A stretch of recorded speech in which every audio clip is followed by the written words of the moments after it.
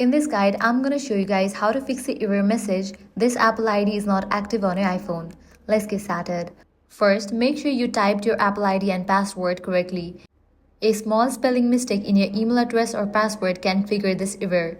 If the error still shows, try resetting your Apple ID password. For that, launch your preferred browser and navigate to the website iforgot.apple.com. Once you're over here, click on the option Reset Password. Then follow the steps to reset your password. This might fix your issue. Next up, check Apple system status.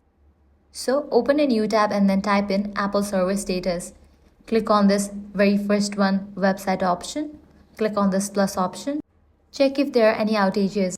If the Apple server is down, you'll need to wait until the problem will be resolved. Next up, what you want to do is sign out and sign in back. For that, close this Launch your Settings app, click on the Apple ID given at the very top. Now scroll all the way down and click on the option Sign Out. With these, your problem might be fixed. If none of these solutions work, contact Apple support. For that, close this, launch your preferred browser and navigate to the website Apple support. Your Apple ID may have been deactivated or restricted by Apple. Contacting Apple support team will verify your identity and help you reactivate your account. And that's it. These are some fixes for "This Apple ID is not active" error on iPhone.